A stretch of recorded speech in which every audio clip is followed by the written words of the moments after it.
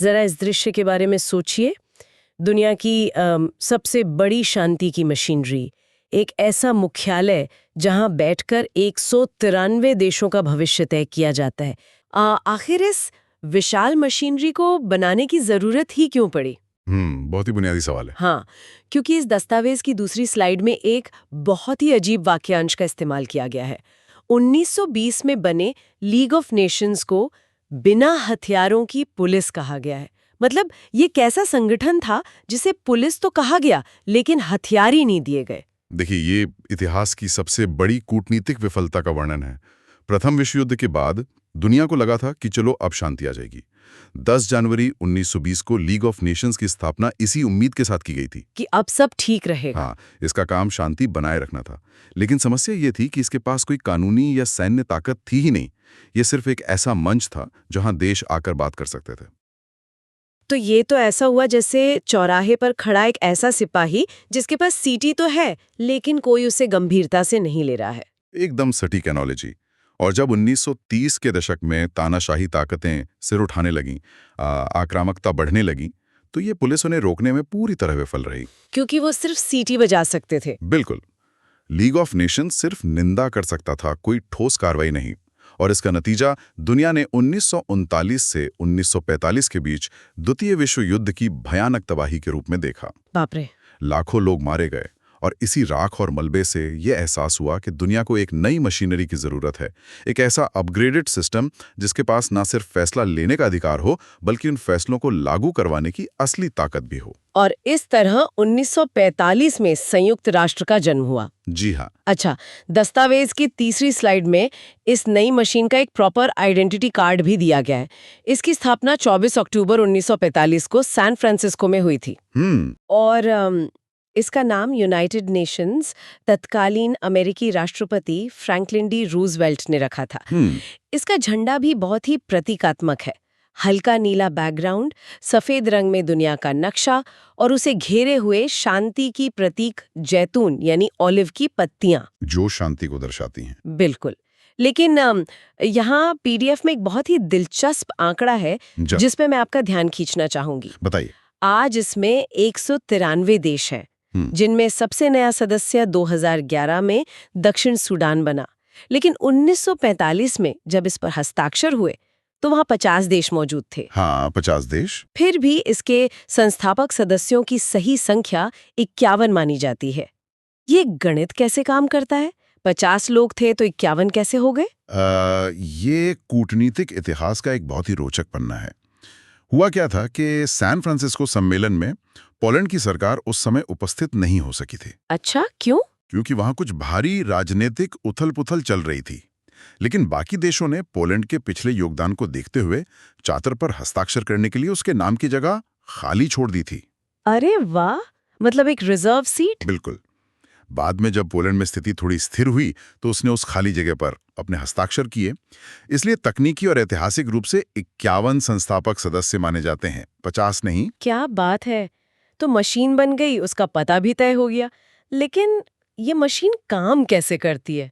जरा सोचिए, जब 193 देशों के प्रतिनिधि जो बिल्कुल अलग-अलग संस्कृतियों और भाषाओं से आते हैं, एक ही छत के नीचे बैठते हैं, तो वो एक दूसरे की बात समझते कैसे हैं? ये बहुत बड़ा चैलेंज है। हाँ, और पीडीएफ के चौथे और पांचवें चित्र में इसी को समझाने के लिए एक फनल यानी कीप बनी हुई है। फनल वाला डायग्राम, हाँ। ऊपर की तरफ 6 भाषाएं हैं: अरबी, चीनी, अंग्रेजी, फ्रेंच, रूसी और स्पेनिश। ये आधिकारिक भाषाएं हैं। लेकिन उस कीप के निचले हिस्से से छनकर केवल 2 भाषाएं बाहर निकल रही हैं, अंग्रेजी और फ्रेंच, जिन्हें वर्किंग लैंग्वेजेस या कार्यशील भाषाएं कहा गया है। मेरा सवाल ये है कि 6 आधिकारिक भाषाओं में से सिर्फ 2 को कार्यशील क्यों रखा गया? क्या ये एक तरह का बॉटलनेक नहीं है? देखिए, ये बॉटलनेक जरूर लगता है, लेकिन असल में ये दक्षता और कूटनीति के बीच का एक बेहद व्यावहारिक समझौता है। वो कैसे? जरा कल्पना कीजिए कि किसी बड़े वैश्विक संकट पर चर्चा चल रही है। अगर रोजमर्रा का सारा कागजी कामकाज, हर एक ड्राफ्ट, हर मीटिंग का एजेंडा 6 अलग-अलग भाषाओं में तैयार किया जाना लगे, तो अनुवादकों की एक पूरी फौज लगानी पड़ेगी। और उसमें टाइम भी तो बहुत लगेगा। एग्जैक्टली। इसमें इतना समय और पैसा खर्च होगा कि मशीनरी की रफ्तार एकदम धीमी हो जाएगी। आपात स्थिति में जब समय बहुत कम होता है तब 6 भाषाओं में अनुवाद का इंतजार करना बहुत खतरनाक हो सकता है। मतलब ये प्रशासनिक सुविधा के लिए है। जी, इसलिए ऐतिहासिक रूप से कूटनीति में सबसे ज्यादा इस्तेमाल होने वाली 2 भाषाएं अंग्रेजी और फ्रेंच को रोजमर्रा के कामकाज के लिए चुना गया। लेकिन इस भाषाई फनल को देखकर एक बात और दिमाग में आती है। दुनिया की आबादी का एक बहुत बड़ा हिस्सा हिंदी बोलता है। क्या हमारी हिंदी भाषा इस संचार प्रणाली का हिस्सा है? दस्तावेज इस पर एकदम स्पष्ट है। वर्तमान में हिंदी इन आधिकारिक भाषाओं में शामिल नहीं है। दुख की बात है। हाँ, हालांकि भारत सरकार इसे शामिल करवाने के लिए लंबे समय से कूटनीतिक प्रयास कर रही है, लेकिन यह एक जटिल प्रक्रिया है जिसमें महासभा का बहुमत और बजट का अनुमोदन चाहिए होता है। तो अभी के लिए हिंदी बाहर है। खैर, भाषा से आगे बढ़ते हुए पीडीएफ की अगली स्लाइड में एक बड़ी सी चेतावनी दी गई है। वो ट्रैप वाला हिस्सा? हाँ, दस्तावेज में लिखा है धोखा न खाएं और ये चेतावनी यूनिसेफ, WHO और यूनेस्को जैसी संस्थाओं के बारे में है। और मैं बताऊं, ये चेतावनी बहुत जरूरी है क्योंकि ये एक बहुत ही आम मनोवैज्ञानिक ट्रैप है। मतलब जब भी दुनिया में कोई महामारी होती है या बच्चों की शिक्षा की बात होती है तो अखबारों और न्यूज में WHO या यूनिसेफ का नाम सबसे आगे होता है। बिल्कुल, कोविड के टाइम हमने देखा ही है। हाँ, तो इनका जमीनी काम और जनसंपर्क इतना ज्यादा है कि ज्यादातर लोग इन्हें ही संयुक्त राष्ट्र का मुख्य हिस्सा मान लेते हैं। लेकिन ये विशेष एजेंसियां हैं, ये उस वैश्विक मशीनरी के मुख्य अंग नहीं हैं। ये तो कुछ ऐसा हुआ कि लोग किसी कार के स्टीरियो सिस्टम या उसके एसी को कार का इंजन समझ बैठे। बहुत ही बढ़िया उदाहरण दिया आपने, बिल्कुल ऐसा ही है। और अगर हमें कार के असली इंजन को समझना है तो हमें उन 6 मुख्य अंगों या स्तंभों को देखना होगा जिनका जिक्र पीडीएफ में किया गया है। जो है सुरक्षा परिषद, महासभा, आर्थिक और सामाजिक परिषद जिसे इकोसॉक भी कहते हैं, अंतर्राष्ट्रीय न्यायालय, सचिवालय और न्यास परिषद। सही। तो चलिए बिना देर किए इस मशीनरी के सबसे शक्तिशाली हिस्से में चलते हैं, सीधे उस कंट्रोल रूम में जो दुनिया की दिशा तय करता है, सुरक्षा परिषद। सबसे पावरफुल बॉडी। हाँ, दस्तावेज के अनुसार इसका मुख्य काम युद्ध रोकना, शांति सेना भेजना और तानाशाहों पर प्रतिबंध लगाना है। पीडीएफ में 6ठी और 7वीं स्लाइड में कुर्सियों का एक बहुत ही दिलचस्प बंटवारा दिखाया गया है। इस कंट्रोल रूम में कुल 15 कुर्सियां हैं। 10 कुर्सियों पर अस्थायी लिखा है और केवल 5 पर स्थायी। ये सिस्टम काम कैसे करता है? देखिए, जो 10 अस्थायी सदस्य होते हैं वो केवल 2 साल के लिए चुने जाते हैं। इसका उद्देश्य ये है कि दुनिया के अलग अलग महाद्वीपों के देशों को रोटेशन के आधार पर मौका मिले। अच्छा, ताकि सबको चांस मिले। बिल्कुल। उदाहरण के लिए भारत अब तक 8 बार सुरक्षा परिषद का अस्थायी सदस्य बन चुका है। हाल ही में 2021-22 में भी भारत ने ये कुर्सी संभाली थी। ये 5 कुर्सियों में है जो 1945 से अपनी जगह पर फेविकोल की तरह चिपकी हुई हैं। हाँ, स्थायी सदस्य। और इनके पास एक ऐसी शक्ति है जिसे वीटो कहा जाता है। दस्तावेज में वीटो का जो गणित समझाया गया है वो मुझे थोड़ा हैरान करता है। वो गणित वाकई चौंकाने वाला है। मतलब मान लीजिए 15 सदस्यों में से 14 देश किसी प्रस्ताव के पक्ष में हाँ कहते हैं, प्रचंड बहुमत। लेकिन अगर उन 5 स्थायी सदस्यों में से किसी एक ने भी वीटो कर दिया, कह दिया, हाँ, तो वो प्रस्ताव उसी सेकंड रद्द हो जाता है। ये तो एक तरह का सुपर बटन हो गया जो बाकी 14 की आवाज को शून्य कर देता है। हाँ। क्या ये किसी भी लोकतांत्रिक ढांचे के एकदम खिलाफ नहीं है? अगर हम इसे बड़ी तस्वीर से जोड़ें तो हमें यह समझना होगा कि वीटो कोई न्याय या लोकतंत्र की प्रणाली नहीं है। तो फिर क्या है? यह 1945 के विजेताओं को एक साथ मेज पर बनाए रखने का एक विशुद्ध कूटनीतिक समझौता है। जब संयुक्त राष्ट्र बन रहा था तब अमेरिका, सोवियत संघ और ब्रिटेन जैसे देशों ने साफ कर दिया था कि अगर उन्हें ये वीटो पावर नहीं मिलेगी तो वे संगठन का हिस्सा ही नहीं बनेंगे। ओहो, मतलब ये एक तरह की ब्लैकमेलिंग थी। कूटनीति में इसे यथार्थवाद कहते हैं। अगर महाशक्तियां ही संगठन में नहीं होंगी तो उसका हश्र भी लीग ऑफ नेशंस जैसा ही होता। वीटो एक तरह का सेफ्टी वॉल्व है ताकि महाशक्तियां आपस में सीधे युद्ध में न उलझें। बात तो लॉजिकल है। और इन 5 देशों के नाम याद रखने के लिए दस्तावेज में एक स्मार्ट ट्रिक भी दी गई है। रूस का फेस, यानी FACE। रूस तो है ही, साथ में F से फ्रांस, A से अमेरिका, C से चीन और E से इंग्लैंड या UK। ये परीक्षा के लिए बहुत काम की ट्रिक है। बिल्कुल, लेकिन पीडीएफ में एक ट्रैप भी बताया गया है। अक्सर लोगों को लगता है कि कनाडा, जापान या जर्मनी जैसे ताकतवर देश इसके स्थायी सदस्य होंगे। लेकिन वो नहीं है। जापान और जर्मनी आज सबसे ज्यादा फंड देते हैं, लेकिन 45 में वो विश्व युद्ध हार गए थे, इसलिए वो बाहर हैं। ये बहुत ही अजीब है। अगर सुरक्षा परिषद में इतनी भयंकर असमानता है, जहां सिर्फ 5 देशों के पास दुनिया का रिमोट कंट्रोल है, तो समानता कहाँ है? क्या कोई ऐसा अंग है जहां हर देश बराबर है? हाँ, बिल्कुल है। और उस दूसरे अंग को हम महासभा या जनरल असेंबली कहते हैं। स्लाइड 8 में इसे विश्व की लघु संसद कहा गया है। यह वह जगह है जहां संप्रभु समानता या सॉवरेन इक्वालिटी का सिद्धांत लागू होता है। हाँ, दस्तावेज में इसके लिए एक बड़ा सा ग्राफिक्स है। 1 बराबर 1। इसका मतलब है कि सभी 193 देश इसमें शामिल हैं। हर देश अधिकतम 5 प्रतिनिधि भेज सकता है, लेकिन वोटिंग के समय एक देश का मतलब सिर्फ एक वोट है। चाहे वो अमेरिका हो या फिर मालदीव, सबकी कीमत बराबर है। बिल्कुल। और हर वर्ष सितंबर के तीसरे मंगलवार से दिसंबर के मध्य तक इनकी बैठक होती है, जहां नए सदस्यों को शामिल करने और बजट पास करने जैसे मुख्य कार्य होते हैं। बजट वाले पॉइंट पर दस्तावेज में एक इम्पॉर्टेंट फैक्ट है कि बजट महासचिव द्वारा हर साल नहीं बल्कि हर दूसरे वर्ष पेश किया जाता है। हाँ, ये याद रखने वाली बात है। लेकिन मुझे एक बात खटकती है। मैं यहाँ थोड़ा पुशबैक देना चाहूंगी।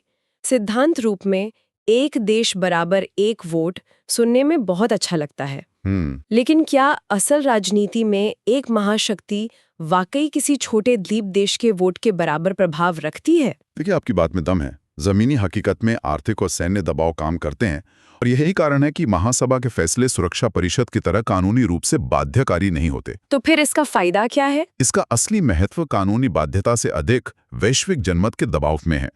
जब दुनिया के ज्यादातर देश महासभा में किसी मुद्दे पर एक साथ वोट करते हैं, तो वो एक बहुत बड़ा नैतिक दबाव बनाता है। समझ गई, मतलब एक तरह का मॉरल प्रेशर। बिल्कुल। अच्छा, युद्ध और बजट से परे हटकर जरा आम लोगों की बात करते हैं। दुनिया की आम जनता, उनकी भूखमरी, शिक्षा और न्याय के लिए कौन सा अंग काम कर रहा है? इसके लिए हम स्लाइड 9 और 10 पर चलते हैं। हाँ, यह बात आती है आर्थिक और सामाजिक परिषद की, जिसे इकोसॉक कहते हैं। इसमें 54 सदस्य होते हैं और इनका कार्यकाल 3 वर्ष का होता है।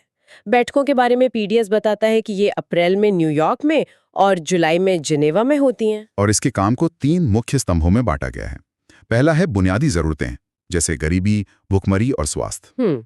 दूसरा है समाज का विकास, जिसमें शिक्षा, लैंगिक समानता और साफ पानी शामिल है। और तीसरा है पर्यावरण, यानी जलवायु, समुद्री जीवन और जंगल। और यहाँ दस्तावेज में एक बहुत ही चालाक ऑप्शन एलिमिनेशन की टिप दी गई है। अक्सर परीक्षाओं में पूछा जाता है कि क्या अंतरिक्ष अनुसंधान या स्पेस रिसर्च इकोसॉक का हिस्सा है? और इसका जवाब है नहीं। एग्जैक्टली, स्पेस रिसर्च इन श्रेणियों में नहीं आता। मैं इस पे जोर देना चाहूंगा कि संयुक्त राष्ट्र का फोकस जमीन से जुड़ी बुनियादी समस्याओं पर है, न कि स्पेस रेस पर। उनका काम है कि जमीन पर लोगों की जिंदगी बेहतर हो। बिल्कुल। और जिंदगी बेहतर बनाने के लिए न्याय भी जरूरी है, जो हमें चौथे अंग की ओर ले जाता है, अंतर्राष्ट्रीय न्यायालय या आईसीजे। और दस्तावेज के अनुसार ये सबसे बड़ा अपवाद है, क्योंकि इसका मुख्यालय न्यूयॉर्क में नहीं है। हाँ, ये यूरोप में नीदरलैंड्स के हेग शहर में है। ये तो ऐसा हुआ जैसे किसी अहम खेल में रेफरी को दर्शकों की भीड़ और शोर शराबे वाले मुख्य स्टेडियम से दूर बैठाना, ताकि वो बिना किसी दबाव के एकदम निष्पक्ष निर्णय ले सके। क्या बेहतरीन एनालॉजी है। बिल्कुल यही कारण है न्यायपालिका को राजनीति से दूर रखने का। और इसकी गंभीरता आप इस बात से देखिए कि यहाँ जजों का कार्यकाल 5 साल नहीं बल्कि पूरे 9 साल होता है। बाप रे, 9 साल। हाँ, और इसमें कुल 15 जज होते हैं। और यहाँ भारतीय गौरव का भी एक शानदार फैक्ट है। अंतर्राष्ट्रीय न्यायालय के पहले भारतीय मुख्य न्यायाधीश डॉक्टर नागेंद्र सिंह थे, और वर्तमान में भी भारत की ओर से जज तलवीर भंडारी इस न्यायालय में शामिल है। ये बहुत गर्व की बात है। तो चलिए, इन सभी संस्थाओं को तो हमने देख लिया, लेकिन इन सबको चलाने के लिए रोजमर्रा का कागजी काम कौन करता है? वो काम करता है 5वां अंग, जिसे हम सचिवालय या द ब्यूरोक्रेसी कहते हैं। स्लाइड 11। हाँ, यह प्रशासनिक तंत्र है और इसका प्रमुख महासचिव होता है, जिनका कार्यकाल 5 वर्ष का होता है। दस्तावेज बताता है कि पहले महासचिव नॉर्वे के ट्रिग्वेली थे और वर्तमान में पुर्तगाल के एंटोनियो गुटेरेस हैं। लेकिन यहाँ पीडीएफ में एक क्लासिक बाउंसर सवाल भी है जो अक्सर लोगों को कंफ्यूज करता है। वो अफ्रीकी महासचिव वाला सवाल है। हाँ, सवाल ये कि पहले अफ्रीकी महासचिव कौन थे, बुट्रोस घाली या कोफी अनान? और ये कंफ्यूजन इसलिए होता है क्योंकि बुट्रोस घाली जो मिस्र से थे, वो पहले अफ्रीकी महासचिव थे, लेकिन वह अरब मूल के थे। जबकि पहले अश्वेत अफ्रीकी या ब्लैक अफ्रीकी महासचिव घाना के कोफी अन्नान थे। ये सच में परीक्षाओं में फंसाने वाला सवाल है। खैर, अब आते हैं उस छठे अंक पर जिसका अब कोई काम ही नहीं बचा, न्यास परिषद या ट्रस्टीशिप काउंसिल। हाँ, जिस पर शटर डाउन का स्टैंप लगा है। दस्तावेज के अनुसार इसका मूल काम कमजोर और गुलाम देशों की देखभाल करना और उन्हें आजादी दिलाना था। लेकिन 1994 में प्रशांत महासागर के द्वीप पलेउ के आजाद होने के बाद इसका काम पूरी तरह खत्म हो गया। हाँ, और ये एक महत्वपूर्ण सवाल खड़ा करता है। न्यास परिषद एक बहुत ही दुर्लभ उदाहरण है जहां एक बड़ी नौकरशाही संस्था ने अपना लक्ष्य पूरा किया और वास्तव में अपना काम बंद कर दिया। ऐसा तो सरकारी संस्थाओं में तभी देखने को मिलता है। बिल्कुल। तो हमने सभी 6 अंगों को गहराई से समझ लिया है। मास्टर रिकैप की 13वीं स्लाइड के अनुसार सुरक्षा परिषद में 15 सदस्य हैं, महासभा में 193, इकोसॉक में 54, आईसीजे में 15 जज हैं, सचिवालय का कार्यकाल 5 वर्ष है और न्यास परिषद 1994 से निष्क्रिय है। एकदम परफेक्ट समरी। लेकिन अब हम दस्तावेज के अंतिम और सबसे गंभीर हिस्से की ओर चलते हैं, भविष्य का सवाल, सुधार या पतन। ये बहुत जरूरी हिस्सा है। दस्तावेज साफ कहता है कि 1945 के बाद से दुनिया पूरी तरह बदल चुकी है। भारत जैसी नई महाशक्तियों का उदय हो चुका है। तो ऐसे में उन्हें वीटो पावर से बाहर रखना कितना तर्कसंगत है? बिल्कुल तर्कसंगत नहीं है। तो आखिर इस सब का मतलब क्या है? 45 के डिजाइन से 2026 की दुनिया चलाना तो वैसा ही है जैसे बैलगाड़ी के पहियों पर बुलेट ट्रेन दौड़ाने की कोशिश करना। वो तो क्रैश ही होगी। ये इस दस्तावेज का निष्कर्ष है। ये सिर्फ अंगों का विवरण नहीं देता बल्कि अंत में एक चेतावनी देता है कि यदि सुरक्षा परिषद खुद में समय के साथ सुधार नहीं करती तो धीरे धीरे ये भी लीग ऑफ नेशंस की तरह सिर्फ एक नाम मात्र का संगठन बनकर रह जाएगी। नियम सीधा है, अनुकूलन करो या समाप्त हो जाओ। एडैप्ट और पेरिश।